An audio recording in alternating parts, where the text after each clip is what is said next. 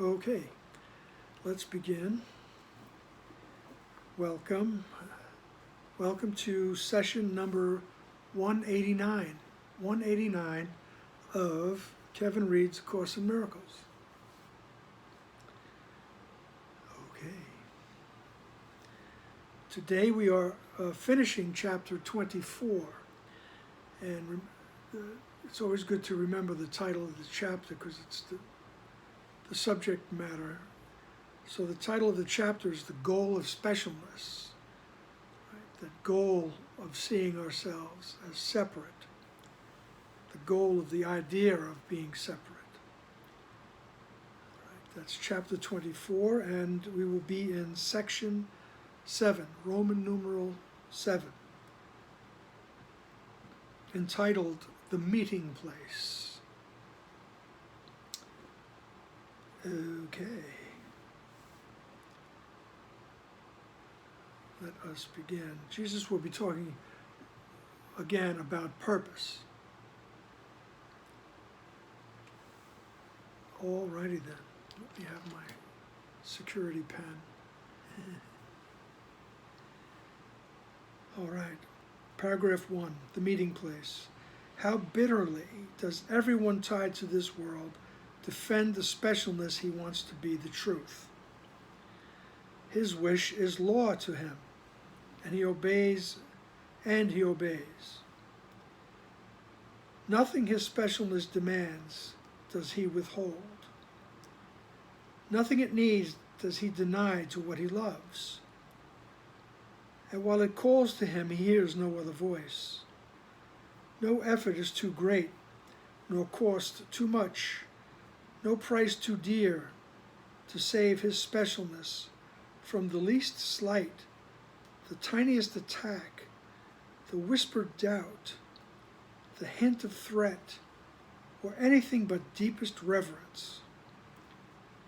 This is your Son, beloved of you as you are to your Father. Yet it stands in place of your creations, who are Son to you, that you might share the fatherhood of God, not snatch it from him. What is this Son that you have made to be your strength? What is this child of earth on whom such love is lavished? What is this parody of God's creation that takes the place of yours? And where are they now? And where are they, now that the host of God has found another Son whom he prefers to them? Okay.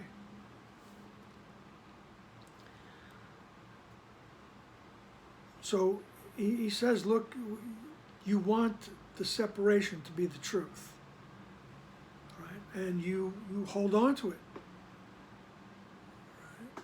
He says, you bitterly defend your specialness. You bitterly defend it.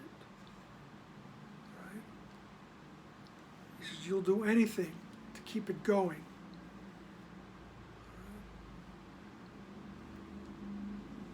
And you'll defend it, the slightest irreverence. All right? I'm stopped at a red light this morning, or I'm pulling up to the red light. There's all kinds of construction around. And somebody comes walking out from behind a blind spot, and they're jaywalking. But they point to me, and he points to, look, he points to the red light.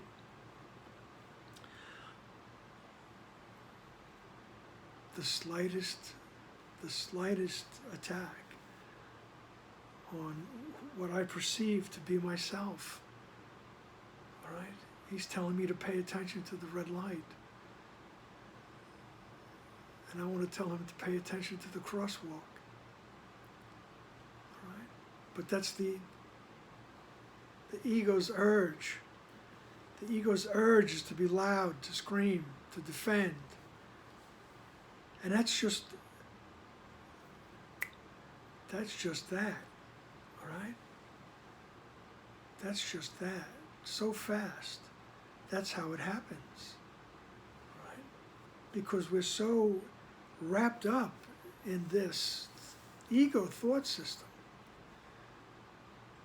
right? But noticing it is the process of becoming conscious and growing out of our attachment to the separation, the specialness, the oneness. I mean, the duality, not the oneness.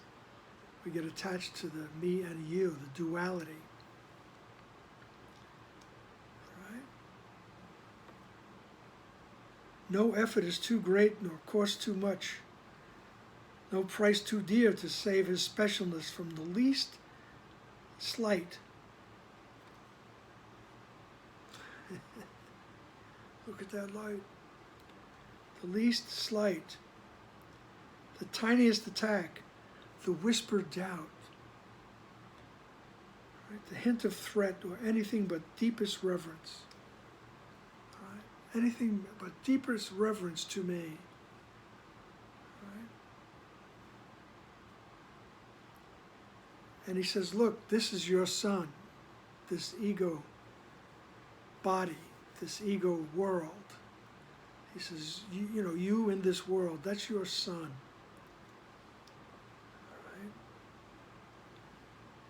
Right? And you love it as much as your Father in heaven loves you. Right? The idea is to notice these things and to ask for retranslation or corrected perception. Okay? He's just telling us, though. Right? This is your son, beloved of you as you are to your Father. Yet it stands in place of your creations, which are son to you,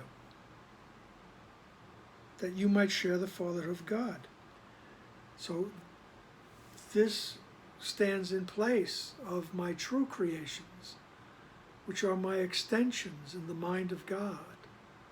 God extends, and there we are. And we do the same. We extend everything to everyone. It's an ineffable existence. Okay? He said, but this ego thought system, right, it stands in place of your true creations, right, which are son to you, which are your son, which are your progeny. And they are your son so that you may share, right, in the fatherhood of God. Right? He says, not snatch it from him, which is what we think we did when we thought we wanted to be individuals. Well, I could do it. I could do the same thing you could do. And we snatched the idea of creation from the Father. And we think we create things down here.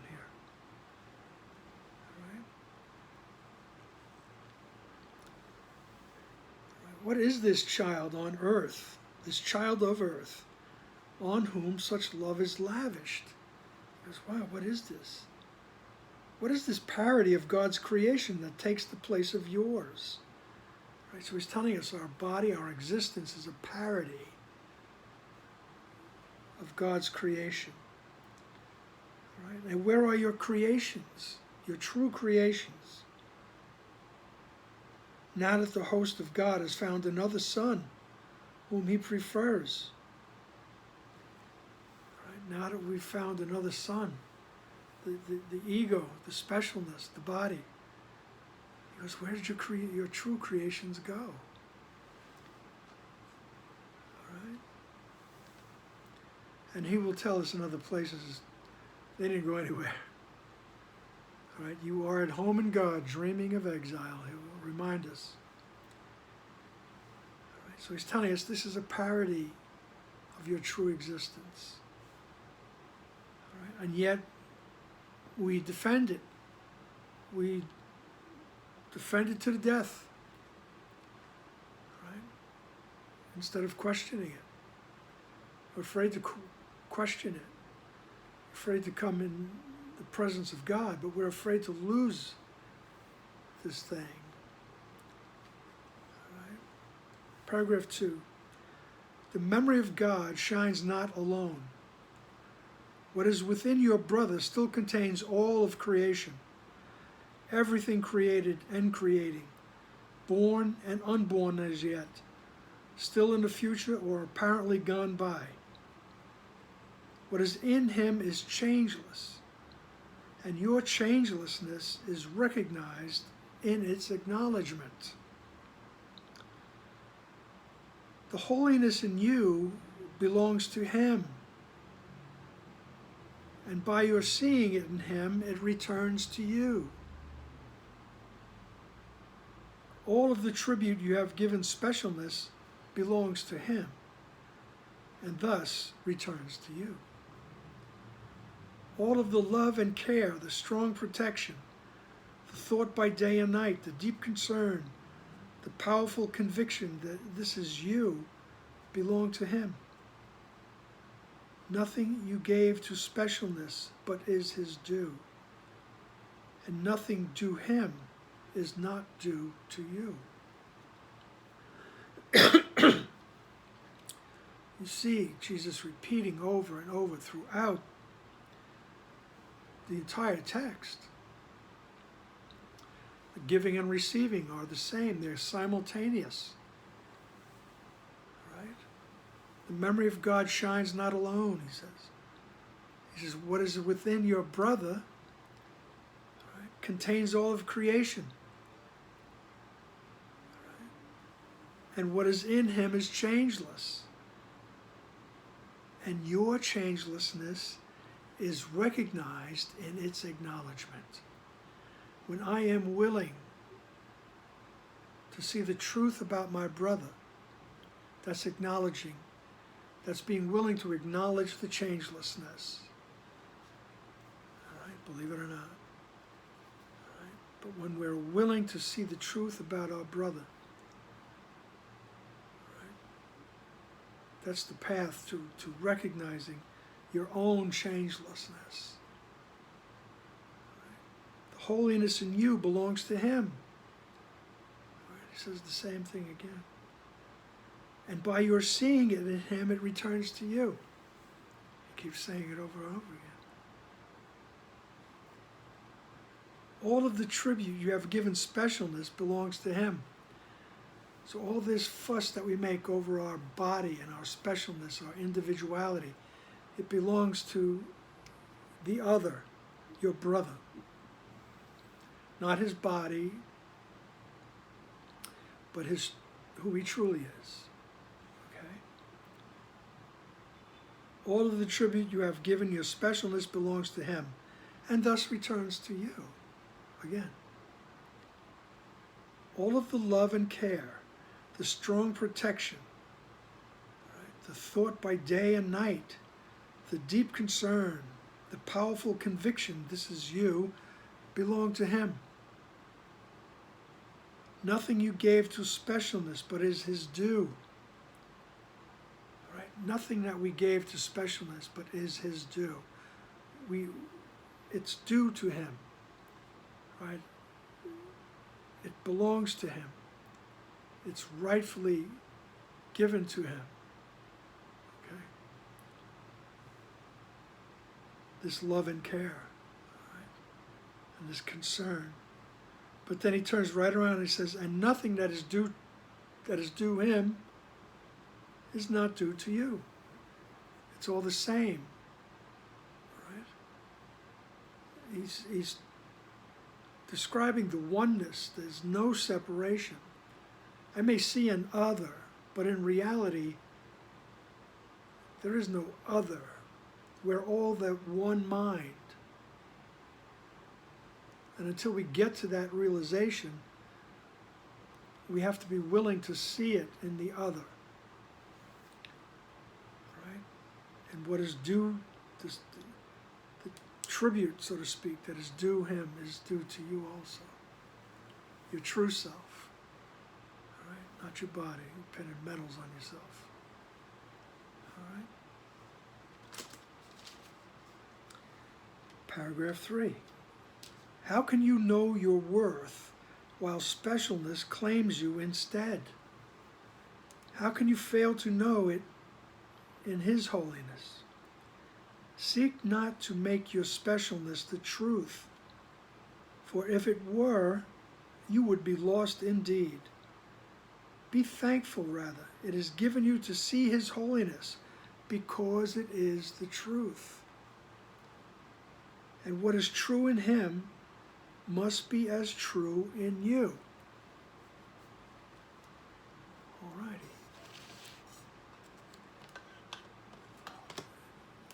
Turn off my overhead fan.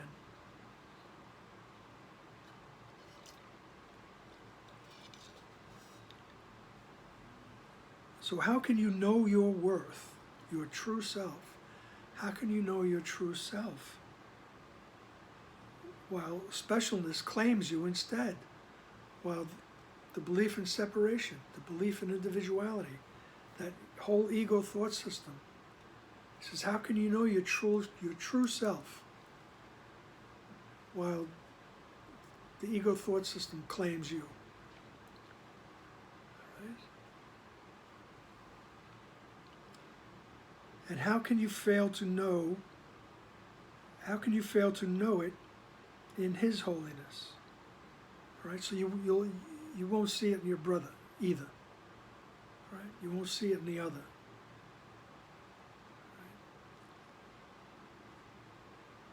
So he says, seek not to make your specialness the truth. Right? Don't try to reinforce this idea of separation. Don't try to make this the truth, because it's not.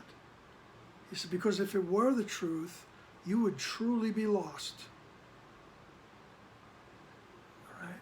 There would be no way out. All right?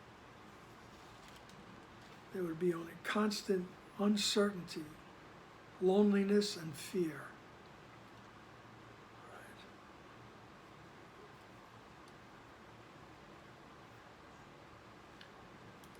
There's constant fear, fear of the other, fear of the unknown.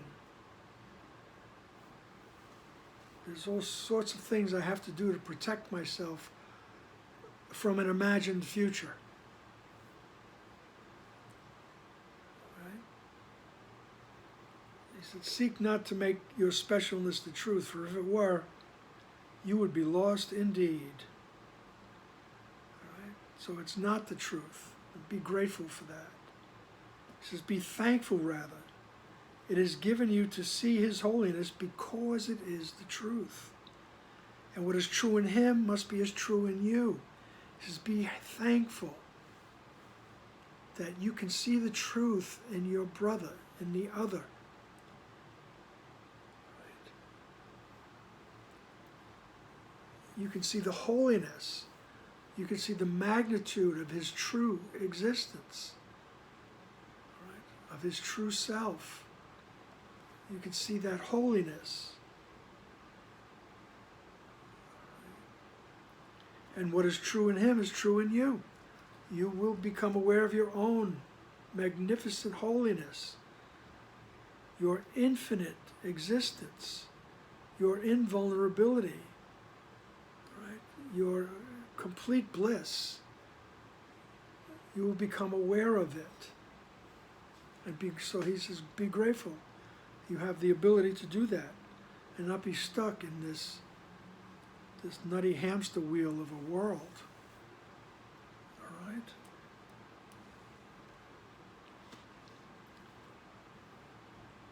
Okay, the wheel. Paragraph 4. Ask yourself this, he says. Can you protect the mind? The body, yes, a little, but not from time, but temporarily. And much you think you save, you hurt. What would you save it for? For in that choice lie both its health and its harm. Save it for show, as bait to catch another fish, to house your specialness in better style, or weave a frame of lovingness around your hate, and you condemn it to decay and death. And if you see this purpose in your brothers, such is your condemnation of your own. Weave rather then a frame of holiness around him, that the truth may shine on him and give you safety from decay. Right? He says, can you protect the mind? No, you can protect the body a little bit for a while. Right? He says, you can't protect it from time, but you can protect it temporarily. Just like to make little puns. Right? He says, but what are you saving it for? The thought just popped up in my mind. Do not look negatively on you taking care of yourself. All right? Don't abuse your body. Don't try to rush anything. All right? You just keep asking Jesus, how do I look at my body? All right. But when he says, what are you saving it for? Ask yourself that question. He says, you're just trying to save it to catch another fish, to make it look pretty and desirable, and, you know, to bring someone into your orbit so that you can get what you want.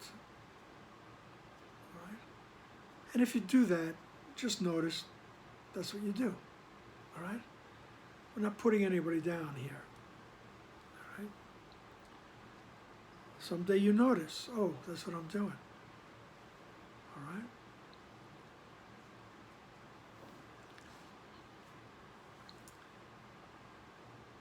So, I lost my place. He says, what would you save it for?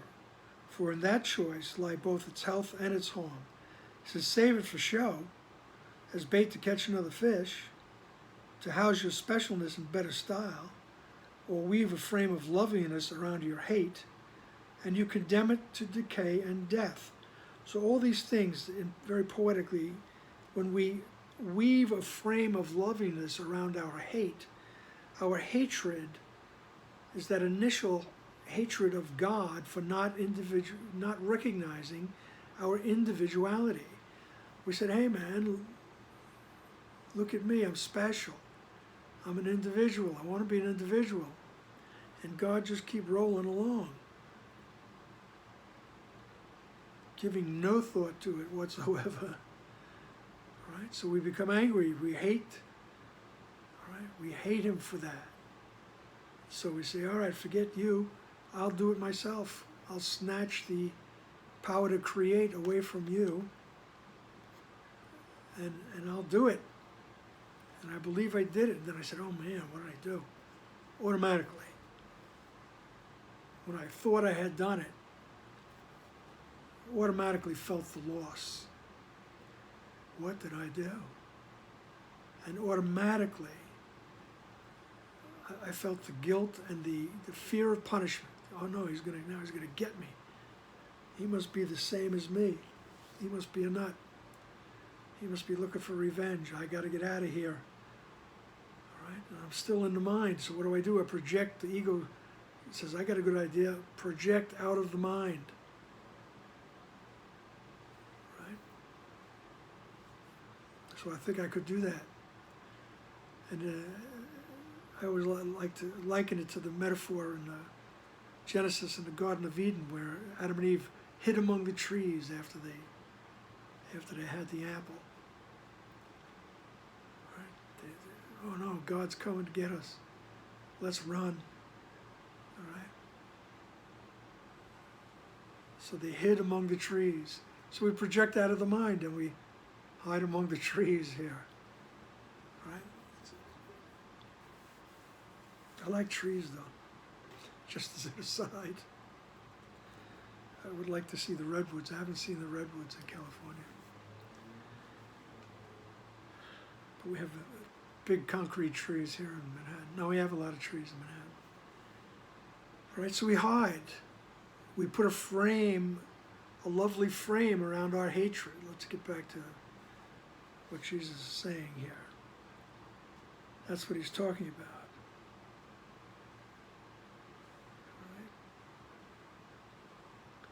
You weave a frame of loveliness around your hate, and you condemn it to decay and death. So when we do that, when we put a body around our thought of separation, we're also condemning it to decay and death, because, hey, that's what bodies do. They decay and die. Right?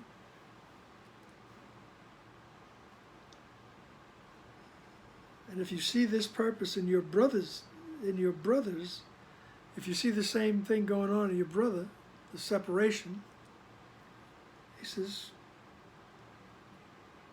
such is your condemnation of your own. So we can, that's the idea of giving and receiving is the same, but in a negative way. If I see him as separated being, I see myself that way. All right? So he says, well, he gives a suggestion. He says, weave rather a frame of holiness around him. Weave a frame of holiness around your brother. We do that by asking Jesus, the Holy Spirit, help me to see them correctly. All right, that's the art of weaving the frame of holiness around them. Instead of seeing them as separated and a guilty ego, I ask Jesus, help me to see correctly. That's the process of weaving that frame of holiness. And then the truth may shine on him and give you safety from decay. Once again, same thing I wish for him, I wish for myself. Right? The truth may shine on him and give you safety from decay. You will realize that you're not this body. Paragraph 5, the Father keeps what he created safe. You cannot touch it with false ideas you made, because it was created not by you. Let not your foolish fancies frighten you. What is immortal cannot be attacked. What is but temporal has no effect. Only the purpose that you see in it has meaning. And if that is true, its safety rests secure. If not, it has no purpose and is means for nothing. Whatever is perceived as means for truth shares in its holiness and rests in light as safely as itself. Nor will that light go out when it is gone. Its holy purpose gave it immortality, setting another light in heaven, where your creations recognize a gift from you, a sign that you have not forgotten them. Right?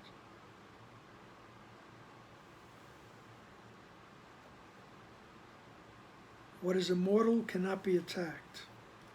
All right? And what is but temporal has no effect.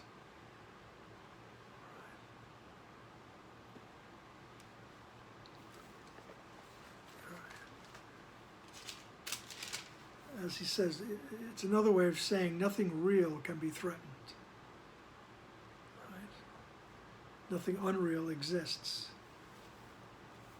Okay?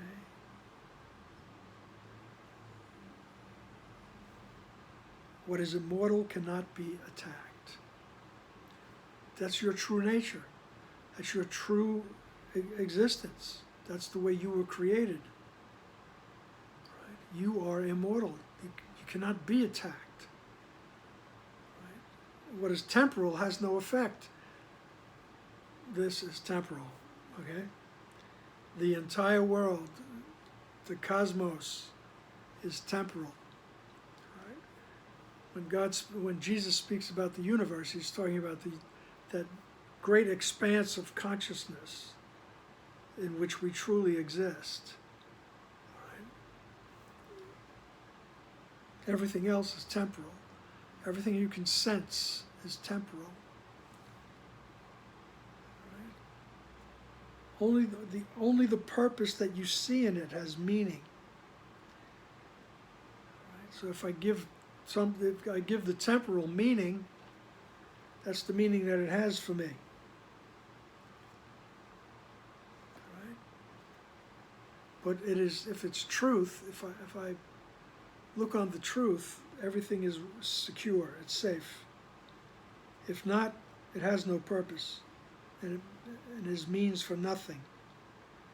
Whatever is perceived as means for truth shares in its holiness, and rests in light as safely as itself.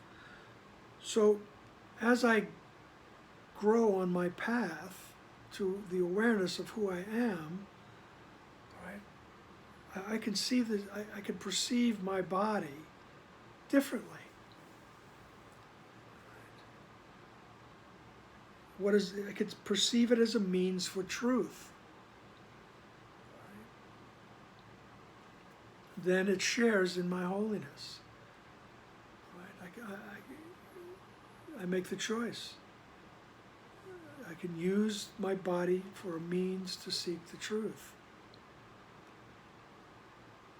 Right? Jesus in the next paragraph is going to say, what is it for? All right? So are we going to use this body, look at this body as if it's just this prison, all right?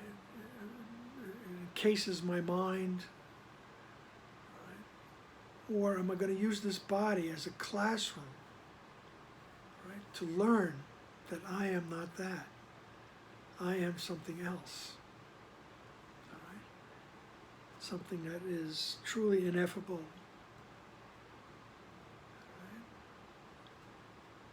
So if I look at it, if I dedicate myself to the truth, right,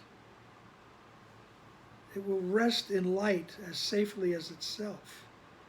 Paragraph 5, sentence 8. Nor will that light go out when it is gone. So that light of truth will not go out when this is gone. Its holy purpose gave it immortality, setting another light in heaven, where your creations recognize a gift from you, a sign that you have not forgotten them. All right? It's very poetic. All right? Trying to describe the indescribable. All right? It's not that your body goes on forever, your spirit goes on forever. And when you dedicate yourself in this experience, dedicate yourself to the truth, where he says you're kind of like sending a message to your creations in heaven, those emanations of the mind, that you haven't forgotten them. I'll be back, I'll be back. All right? You're sending them a little postcard. And your creations recognize a gift from you, that you have dedicated yourself to truth.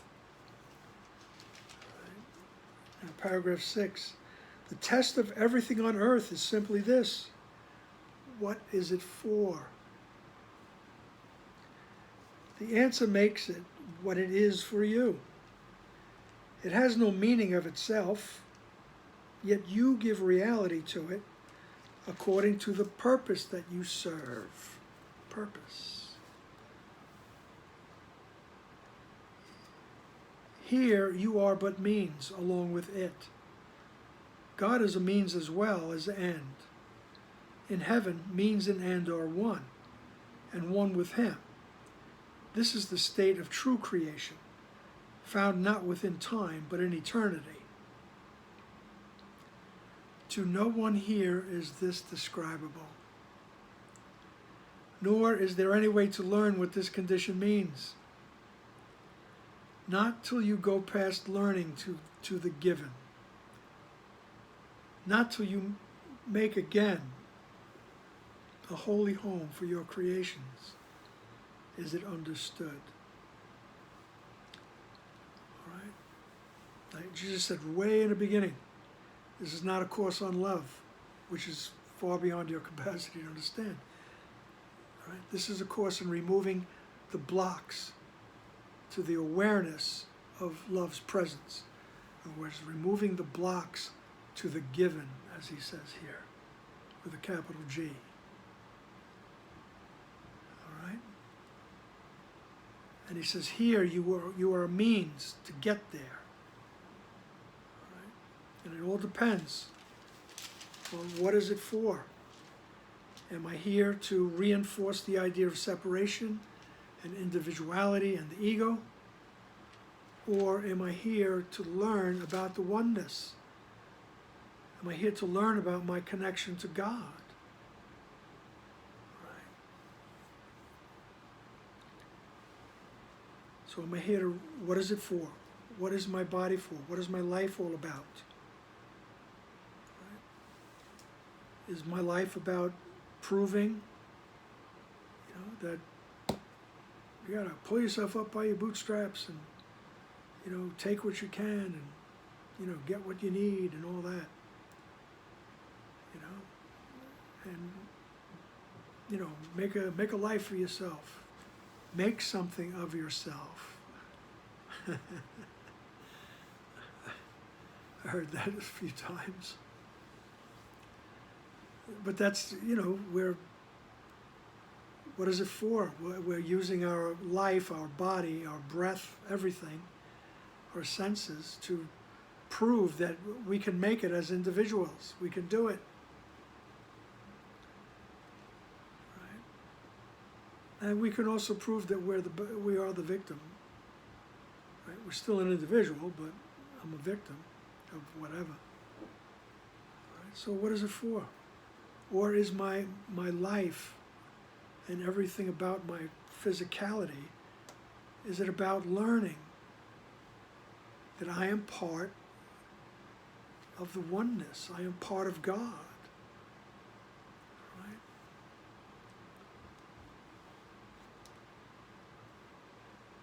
All right. I am part of that state of true creation that is not in time, it's in eternity. Right? And we try to explain it, but he says, but to no one here is this describable. Right? He says, you really have to experience it. Right? And there's no way to learn what this condition means. Right? You can't, there's no way to learn what this condition means. Let's just leave it there.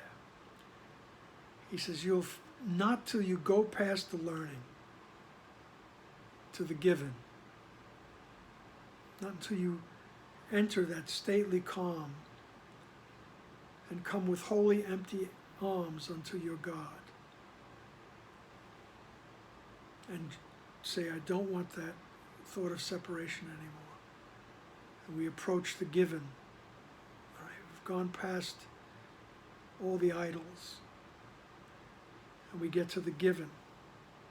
It says, not till you go past learning to the given, not till you make again a holy home for your creations, is it understood. And the it is the state of true creation, the state that we truly exist in. He says, and until you make a holy home for your creations, is it understood. I don't know, that struck me. I like that idea of going past learning to the given. All right. Paragraph 7. A co-creator with the Father must have a son, yet must this son have been created like himself, a perfect being, all-encompassing and all-encompassed. Nothing to add, nothing taken from, not born of size, nor place, nor time, nor held to limits of uncertainties of any kind, nor held to limits or uncertainties of any kind. Here do the means and the end unite as one, nor does this one have any end at all. All this is true, and yet it has no meaning to anyone who still retains one unlearned lesson in his memory. One thought with purpose still uncertain, or one wish with a divided aim. We don't get to that total clarity, that total awareness of who we are in relationship to the Creator. We don't get to that while we're holding on. Right?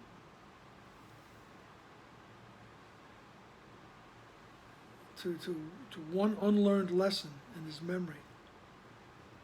Right? Who still returns one unlearned lesson.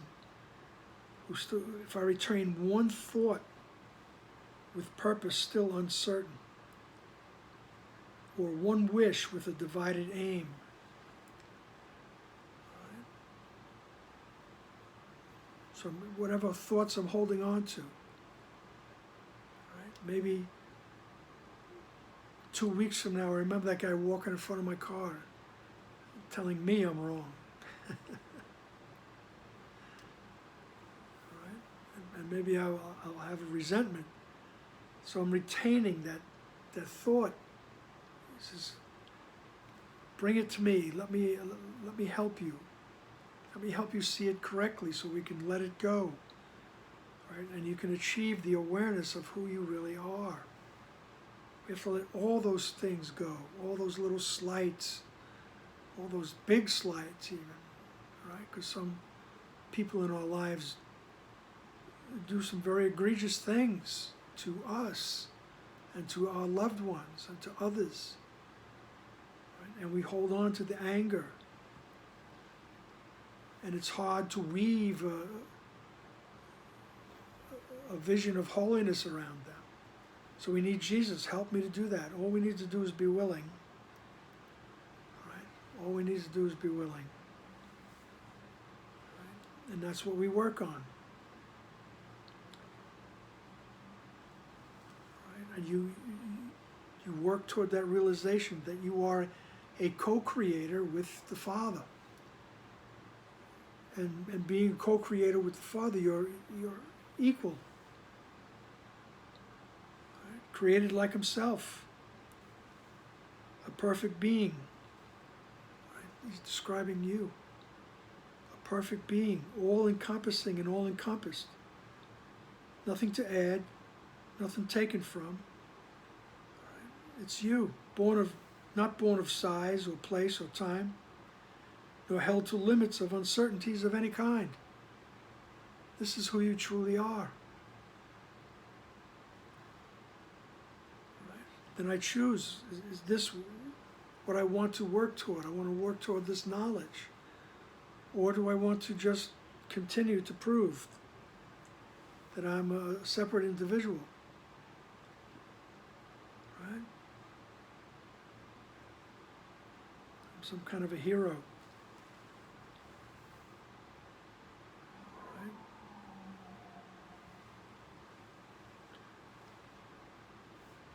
But we have to let go of all these ego thoughts.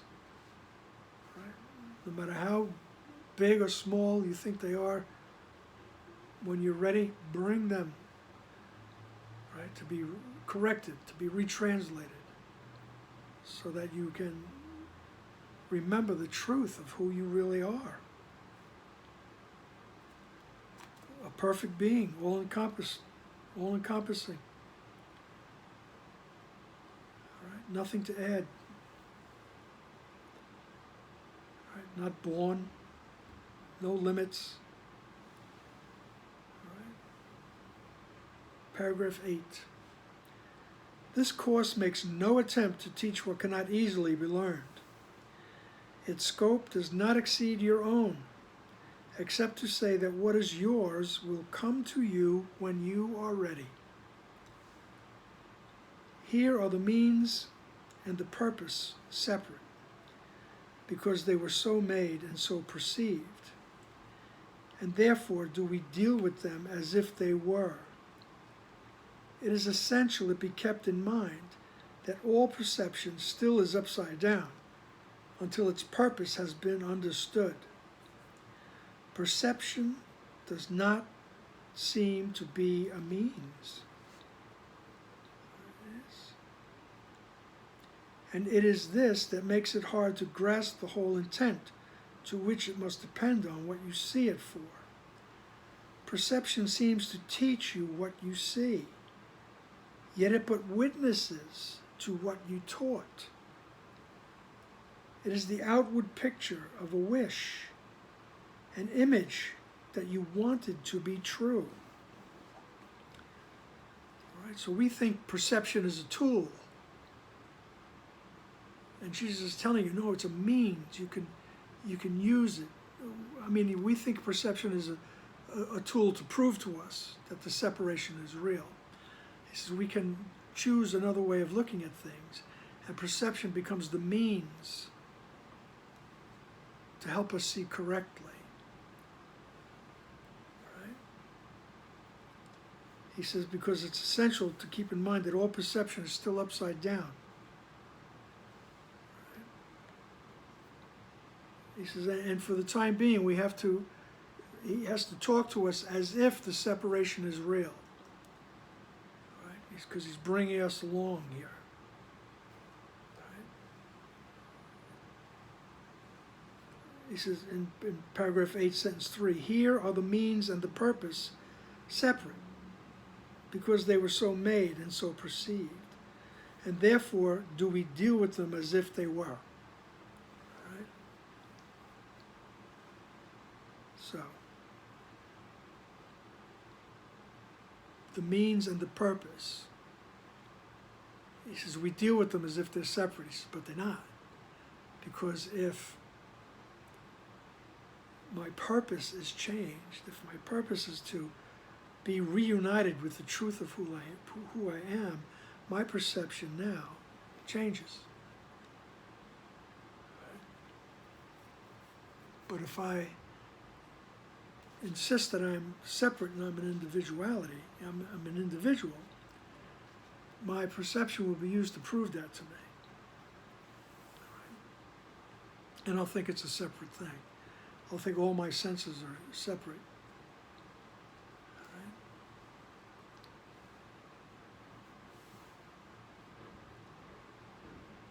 So,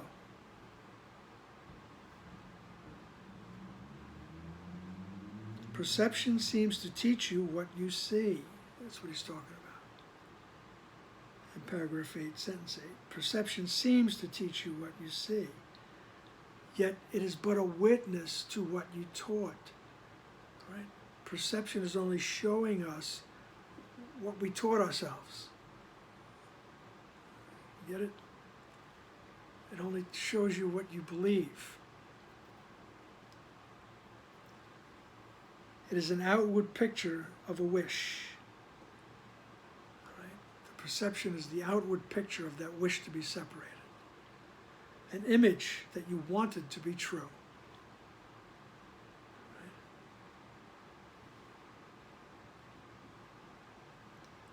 Paragraph 9.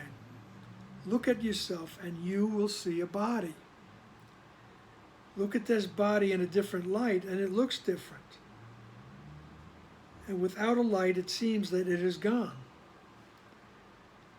You are reassured that it is there because you can still feel it with your hands and hear it move. Here is an image that you want to be yourself. It is the means to make your wish come true.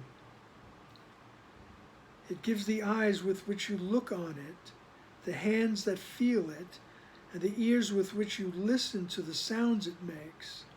It proves its own reality to you. Right?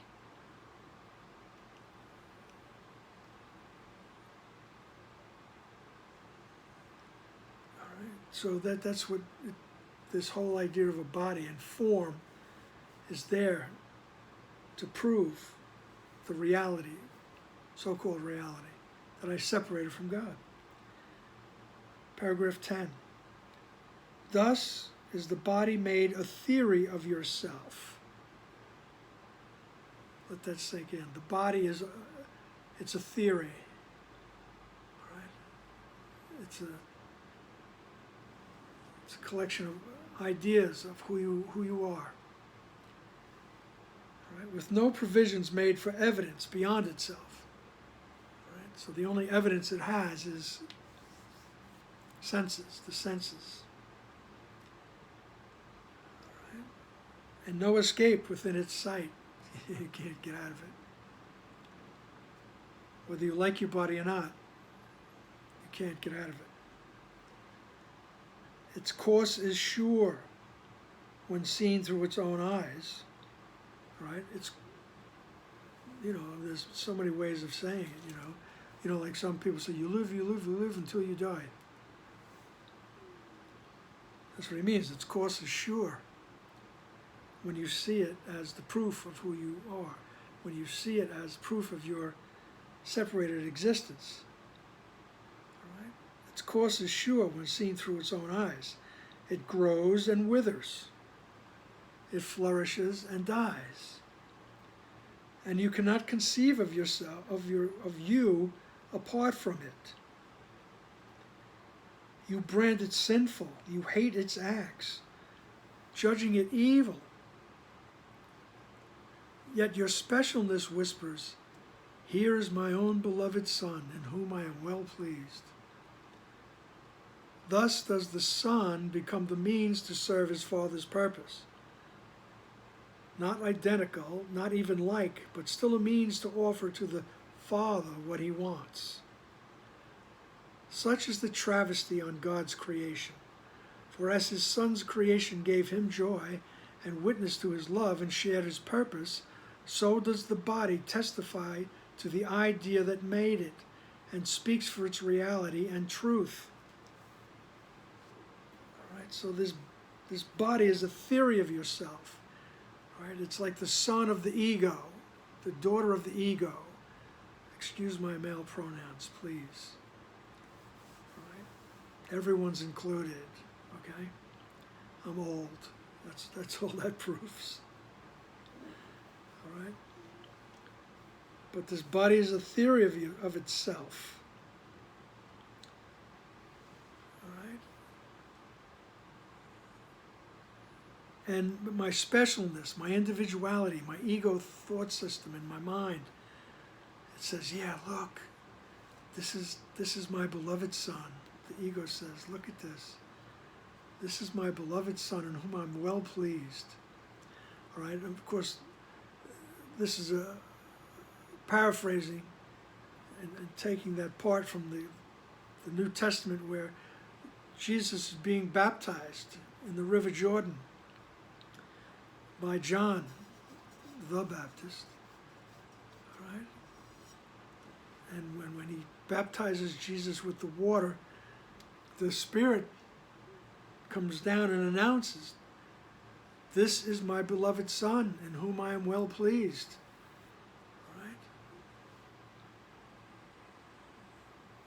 Making Jesus special, right? And then we wonder, why can't we be special?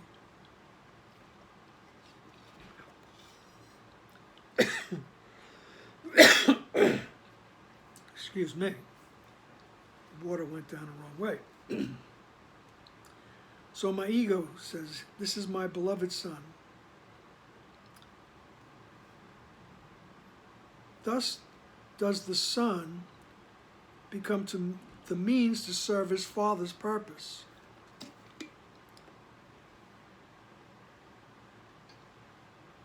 And all these words are in quotes, Son and Father, right? Because this body becomes the Son to serve the ego's purpose, the Father. All right? Then he says that you're not identical, you're not even like, but still a means to offer to the Father what he wants. He says this is a travesty on God's creation. Right? This is a travesty. This is like just a poor attempt to imitate God's creation. Right? A really poor attempt. For as his Son's creations gave him joy, now we're talking about God, is because just the way his Son's creations gave him joy, and they witness to his love and share his purpose, right? So does the body testify to the idea that made it and speaks for its reality and truth. So the body testifies to the reality of separation, and it speaks to the truth of separation. paragraph 11. He says, and thus are two sons made. Both appear to walk this earth without a meeting place and no encounter. One do you perceive outside yourself, your own beloved son, your body. The other rests within, his father's son, within your brother as he is in you. Their difference does not lie in how they look, nor where they go, nor even what they do. They have different purposes. It is this that joins them to their like and separates each from all aspects with a different purpose. The Son of God retains his Father's will. The Son of Man perceives an alien will and wishes it were so. And thus does his perception serve his wish by giving it appearances of truth. Yet can perception serve another goal. It is not bound to specialness, but by your choice. And it is given you to make a different choice and use perception for a different purpose. And what you see will serve that purpose well and prove its own reality to you. Right?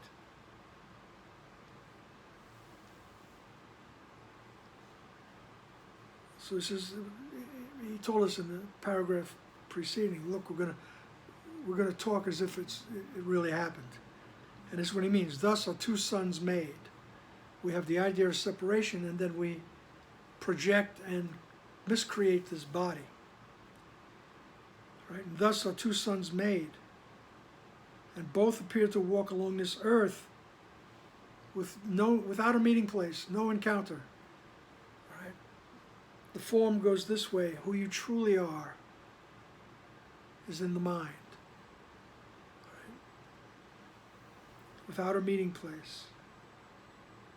Right? It's one you perceive outside yourself, which is the body. Right? Your own beloved son. And the other rests within. The other rests in the mind. His father's son.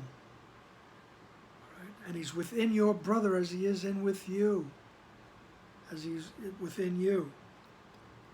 Right? Notice always repeating that idea. Right? He says he's in your brother just the same as in you. The difference does not lie in how they look, nor where they go, nor even what they do.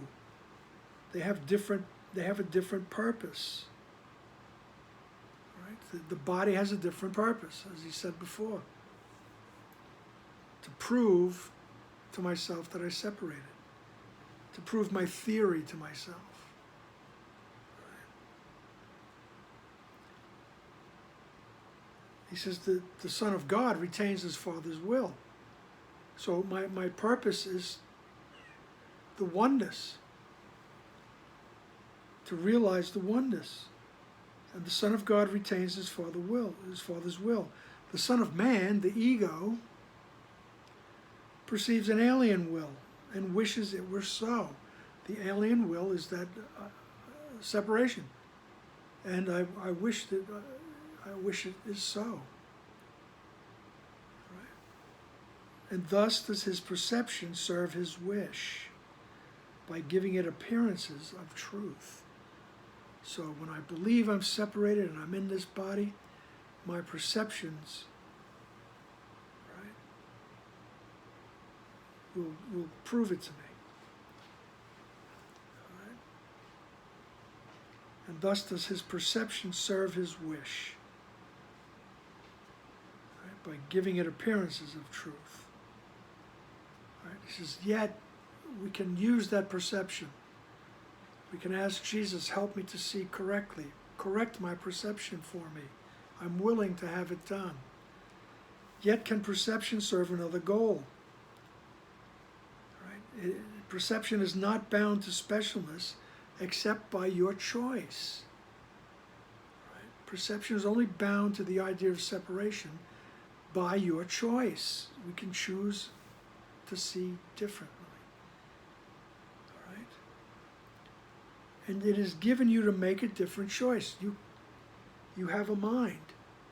You can make another choice. Help me to see correctly. Right? And then we can use perception for a different purpose. The purpose will be to remember our true existence. All right? And when we do that, what you see will serve that purpose well. Right? And prove its own reality to you.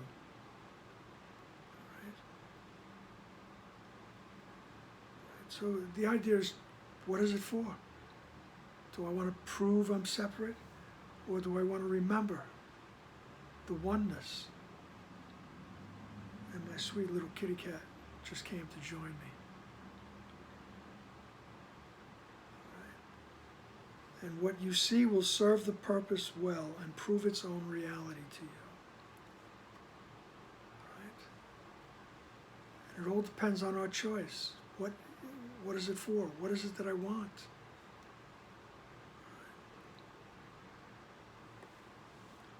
This is because there's no meeting place in this ego thought system.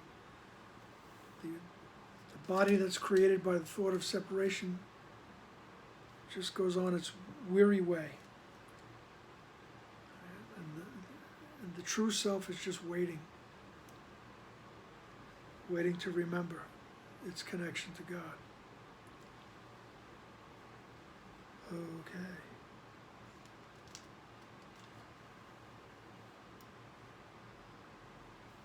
In other places, Jesus says the body was created to limit love. Alrighty. And so, let us realize when we have made a mistaken choice as we go along our journey. And remember, you don't have to do anything by yourself. Right? You just look at the mistake, acknowledge it, and say, could you help me?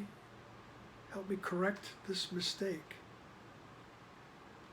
Help me correct my perception. And until we meet again, peace and love. Bye now.